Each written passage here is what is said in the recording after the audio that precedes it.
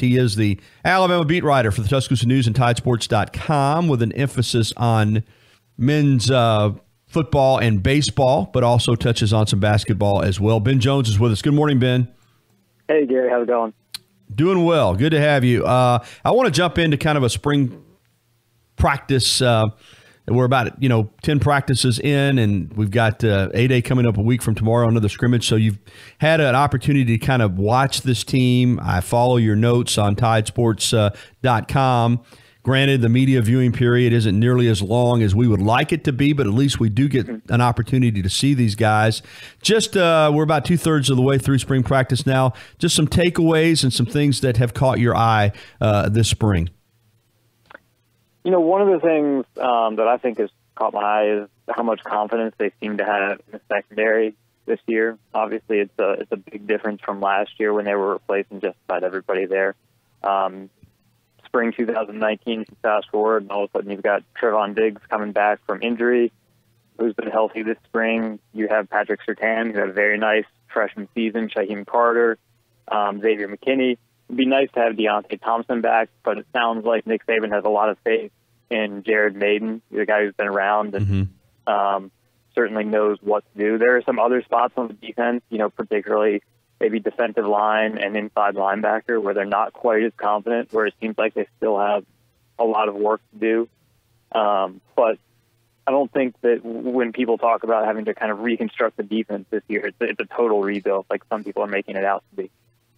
I'm glad you hit on that because that's the same thing I was thinking this morning. We already had a call this morning about how the defense is got to get better and the defense has got to improve if Alabama's going to win a championship. And I think that what you said is the truth. It's not a total rebuild. And it wasn't like this defense just got shredded last year. I mentioned the back-to-back shutouts in November of LSU and Mississippi State. That's hard to do, and they had some great moments. They were impacted, obviously, by the loss of Terrell Lewis before the season ever started. But there is some really talented players here, and now you bring in a Sal Sinceri. You bring in a Charles Kelly. You have a couple veteran coaches, along with, of course, Nick Saban and Pete Golding coordinating the defense. This unit potentially. Now we're all talking about what we project, but if they fill in a couple of those holes, I think they got a chance to be very, very good, and you sound like you agree. Yeah, I think so. I think one of the things that will be interesting is to see kind of how the defense responds to the way that it finished off the season. You mentioned LSU and Mississippi State, and in some ways that was probably the high point for the defense last year. I don't think that they played poorly necessarily against a really, really good Oklahoma offense. And I don't think that giving up 44 points to Clemson was entirely the defense's responsibility when you factor in, some of the decisions that were in that game, some of the turnovers that were in that game. But I do wonder if part of kind of that air of invincibility that's been around the Alabama defense for so many years now, probably going back to about 2011 when it was just kind of a brick wall that everyone in college football knew about. If they'll still have that same sense, if opponents will still have that same sense about them. Ben, this is probably a bad comparison, but I remember when Marcus Dupree came out of Philadelphia, Mississippi, and signed with Oklahoma and had that one great year as a freshman and then went on to the USFL, but, got hurt. And you just always wondered, man, what this guy could have been. You look at Terrell Lewis, the outside linebacker for Alabama, and we've seen glimpses of this amazing ability that he has. Unfortunately, after kind of a learning period as a freshman, he was hurt the majority of 2017, hurt all of last year. They're doing everything they can to get him ready for this season and also not to have him aggravate that knee injury during spring, so they're limiting his ability. But we've been teased a little bit by his talent. I hope we all, and I know the Alabama coaches hope more than we do, that we get to see what this guy's capable of this year and how important is it for this defense to have a healthy Terrell Lewis in the lineup. Yeah, I think it's a really big deal. He's a guy that people have talked about probably since the start of his sophomore year before he got hurt against Florida State. People have looked at him and said, that's a guy who has first-round NFL draft potential. He has the size, he has the length, he has the strength and the speed and the agility. He's been behind some really good players while he was here at Alabama, Christian Miller being one of them. Brian Anderson and Tim Williams when he was a younger player. But at the same time, was good enough to get on the field, was good enough to push those guys off the field and get some snaps there, even though he was a really young guy. With him out, my understanding was that it was Anthony Jennings and Chris Allen playing outside linebacker in the first scrimmage at the 2 starting positions. I think Alabama would be fine if that was the case, but I think Chris Allen is probably a little bit better suited to playing the jack position, which is what Anthony Jennings played last year. They'd be better off. You had Terrell Lewis play at that damn linebacker position and Yali Anoma to provide some depth there as well. Ben Jones with us, beat writer for the Tuscaloosa News and Tidesports.com covering Alabama. We're talking spring football here. Offensively, and we'll get to the offensive line in a moment, but man, from a skill position standpoint, this looks like it could be a dynamic unit again. They do have some issues at tight end, but Tua's back, so let's start there. Incredible physical ability, had an unbelievable season, but it's different this year. Jalen's not here, and even though they had a great relationship, that was a kind of different dynamic last year. Tua becomes the starter, but here's Jalen, who's well publicized 26-2 as a starter and led Alabama to a national championship game as a freshman and to the college football national championship game actually 2 years in a row before he had to be pulled there against Georgia, and Tua came in and kind of made a name for himself. With Jalen gone, do you sense that there's just a more relaxed atmosphere with Tua, and he is now a veteran? He's the guy, everybody behind him strictly vying to be a backup. There's no discussion about, should somebody else be playing quarterback, more often in games like they were discussing this time last year with Jalen finding him a role. There's no need to do that. Do you sense just a little more situation where Tua is a little more at ease as the starter this year as opposed to last year when he was kind of looking over his shoulder and everybody wanted to do what was right by Jalen, including him? Yeah, I think so. I think that there probably wasn't too much friction last year. I think there was always a question of whether there was going to be friction. But as things kind of played out, Jalen and Jalen's family and Tua's family all kind of handled things so well that ended up not really being an issue. Of course, there's no guarantee that's going to happen in March or April when you're kind of staring down the barrel of the gun. I think that the big question and kind of the source for pressure or questions of the quarterback position this year is probably who is going to be the number 2 or how ready is the number 2 going to be. You at least last year with both Jalen and Tua, once Jalen had decided that he was going to be coming back for the season no matter what to get his degree, you at least knew that you were going to have a really outstanding number 1 and a really outstanding number 2 quarterback.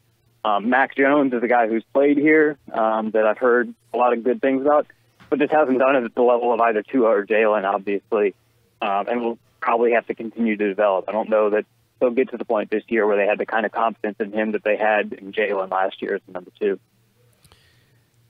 Trevor Lawrence, of course, is dynamic. Tua finished runner-up to Kyler Murray last year for the Heisman.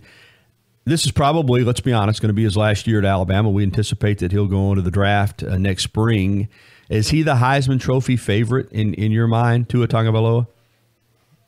I think it probably depends on, just which outlet you go to in Vegas or which website you want to place your bets at. You probably get pretty even odds for Trevor Lawrence and for Tua Tagovailoa. I wouldn't be surprised if either of them won it. Of course, the way that Heisman has gone so many times in recent years is that you don't want to be the guy who's the favorite in August or even the guy who's the favorite in late October. You want to be the guy who ends up peaking in November, as it happened with Kyler Murray last year. But at least right now, as we talk about it during spring practice, it seems like those two are, a full head above the rest of the field. Speaking of Jalen, he made a lot of improvement last year here at Alabama as a pocket passer and really had, with Dan, somebody working with him instead of him being the starter and them just trying to put him in a position to be successful with what he does best. He really got to develop some as a pocket passer and reading defenses and going through progressions. Now he goes on to Oklahoma, and it seems to be the heir apparent to take over for the last 2 Heisman Trophy winners, Baker Mayfield and Kyler Murray. Do you have any expectations for him there at Oklahoma? I mean, obviously we cover Alabama, but a lot of people are going to be watching what Jalen does. How well do you think he'll do there? Sure. I think that there's there's probably every reason to put him in the top 10 preseason list for Heisman, if you want to talk about it like that. Oklahoma's produced the last 2 Heisman winners at quarterback. You know that Jalen is a really capable quarterback going to a really good offense. No reason to think that he couldn't put up big numbers. You know, we didn't get to watch a ton of Oklahoma or Kyler Murray or Baker Mayfield in the last couple of years because you know how it is when we're in there in the stadium on game day. We really have to focus on Alabama. We kind of just take what we can get when games are scheduled at different times or on DVR or whatever. Oklahoma's offense was pretty similar in a lot of ways with Baker Mayfield and Kyler Murray, but the way that they executed things wasn't quite the same. Obviously still played at a really high level with both of them. And I would anticipate that things will change again this year with Jalen. I'd be a little bit surprised if he went out there and threw for 4,000 yards, just based on what his skill set was. Wouldn't be surprised if he ended up with, you know, as many total yards as one of those two guys, just based on what his skill set was. So. Yeah, I wouldn't be surprised if he rushed for over 1,000 in that offense. All right, let's get to Alabama's offensive line. I think Brent Key did a good job. But there was a feeling that last year maybe that offensive line group lost some physicality. Maybe a lot of that had to do with the way the offense played, throwing the ball so much, you know, a lot of passing. And we saw it, I think, at times where in third and fourth down situations, short yardages, Alabama didn't always get pushed like we're accustomed to seeing them get pushed. Now we got Kyle Flood in here as the offensive line coach, and there seems to be, when you watch these guys, even though we get a limited viewing period, when you watch the offensive line, Flood is in their ear holes. I mean, he's loud, he's aggressive with them, and there seems to be a feeling that they really want more physicality out of that group. You agree?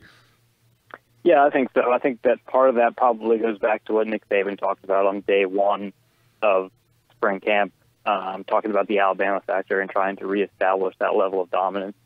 You can have it, you know, you can have that level of dominance when you're beating teams 49-7, but it's a lot easier to have it when you're also running the ball for 200 yards a game on the ground.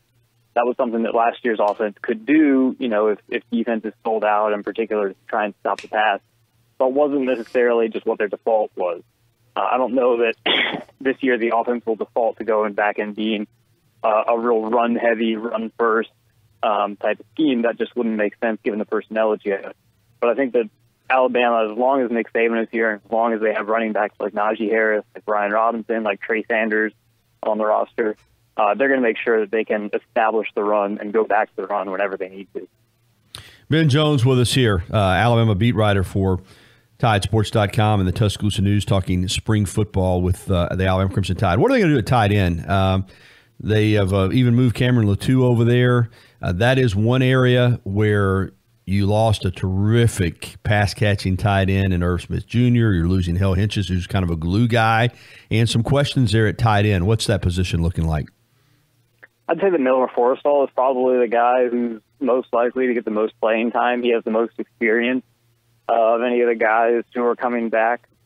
You know, again, going back to the scrimmage, I've heard that there was a senior walk-on who might have been getting some run with the first team, Giles Amos out there. But, you know, Miller Forrestall is a guy who a couple years ago, before his knee injury, was competing with Irv Smith for one of those top two tight end spots. He's a big guy. He's about 6'5", 240 or so. He's physical, has some athleticism, can run a little bit.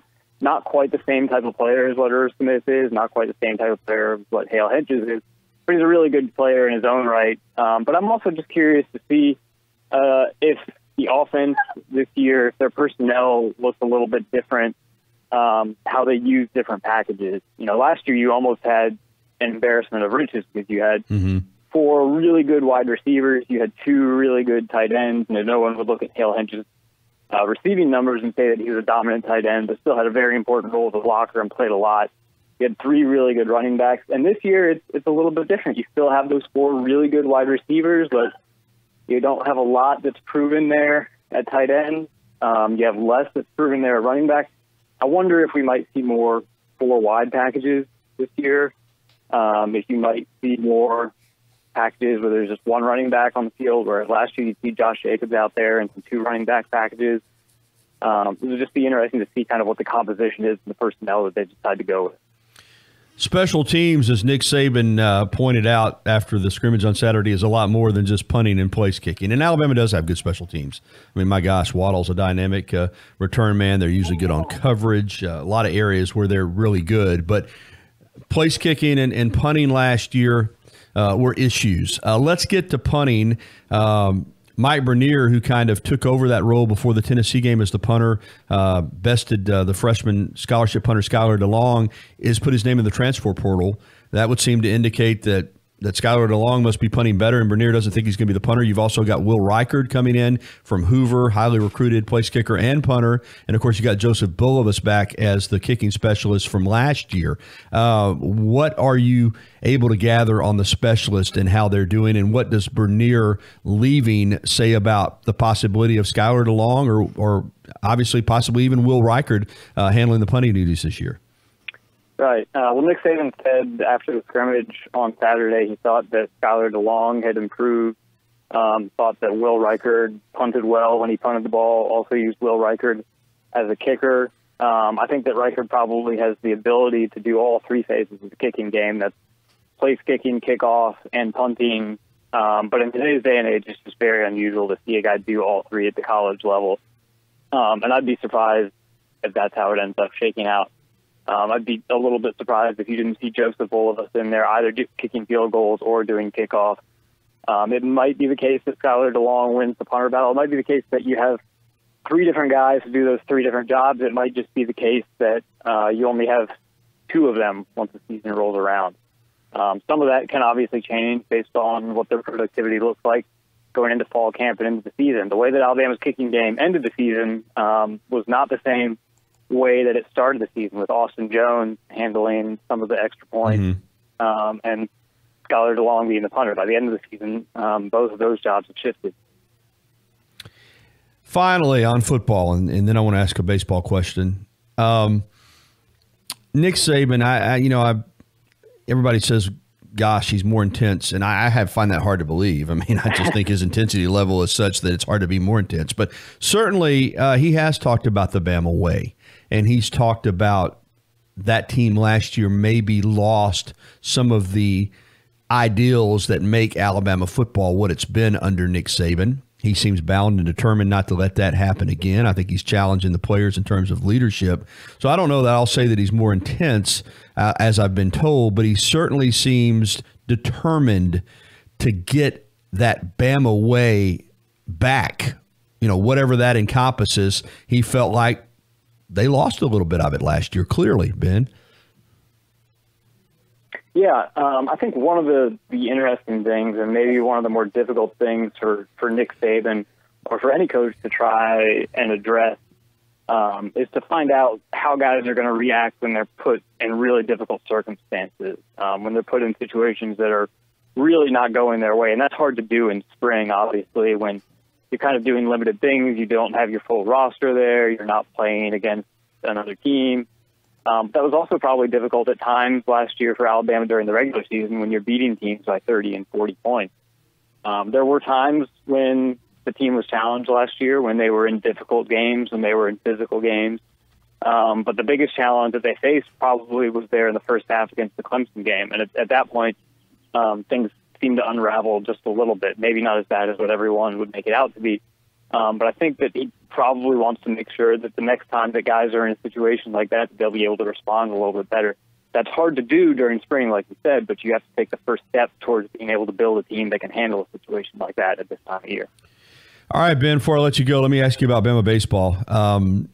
And we knew this was coming. We knew that once they got into the conference schedule that even though this is a better team, they're more talented, they're still young, they're still not at the level that these other teams are, and the result is a 2-7 start in SEC play. I'm disappointed they didn't get to play last night. They have to play 2 today and 1 tomorrow against South Carolina. The game against Troy was the first time in a long time that I looked when I was watching the video of the press conference with Coach Bohannon, and he didn't hide it, but he just really totally disappointed in how, of course, a couple of guys that didn't play in that game because of, he held them out, and then the approach, everything. Got to try to get it back and get going here. 8-22 a year ago. I thought they could get to maybe 12 or 13 wins, but now with the way this team is playing right now, how important is this home series this weekend against South Carolina to get this club back on track? Or like Coach Bohannon says, it might be a long 7 weeks. Yeah, I think it's really important. And on the one hand, you don't want to ascribe too much to the fourth conference series of the season when you're going to have 6 more after this one. On the other hand, you can look at the conference standings and realize Alabama's not going to be among the top half of the league going into the second half of the season. There's just no way, no how, based on how the roster is built and what the first 3 weeks of the season have had. Alabama and South Carolina are tied at 2-7 in the conference standings right now. Missouri is ineligible for the postseason this year because of its NCAA issues, which means that there are 13 SEC teams that are vying for 12 spots. Alabama doesn't want to be that 13th team on the outside looking in for the conference tournament for the 3rd straight year. And that's not to say that this weekend against South Carolina will decide that, but these are probably 2 teams that will end up in the bottom half of the conference standings, and you'd like to have a tiebreaker in this series. You'd also just like to get some momentum back. Being swept on the road at Florida is not great, but I think everyone who follows baseball, the college level, knows what Florida's program is, what that program has accomplished, and how difficult it is to try and play Florida and take a couple of games off of them in a series down at Gainesville. Coming back to Tuscaloosa here, playing a South Carolina team that struggled a little bit during the start of the season, you'd think that this is probably a better opportunity for them to get back on track. Love to see it. And we're out of time, but I know your emphasis is on football and baseball, but you like the hire of Nate Oates as the basketball coach? Yeah, I talked with a guy who covered him in Buffalo yesterday and mentioned, we only have a limited view of him based on the first press conference, but Greg Byrne's first few hires really seems to go after guys who are really smart, who he thinks will be able to do the job, even if they might not be the most conventional candidates. I think that fits Brad Bohannon in baseball, and I think that probably also fits Nate Oates over there at basketball. Great stuff, Ben, as always, folks. Give him a follow on Twitter, and also, obviously, Tide Sports, Tuscaloosa News. He does a terrific job covering the Crimson Tide, and we appreciate you joining us this morning, Ben. Thanks a lot. Yep, thanks for having me, Gary.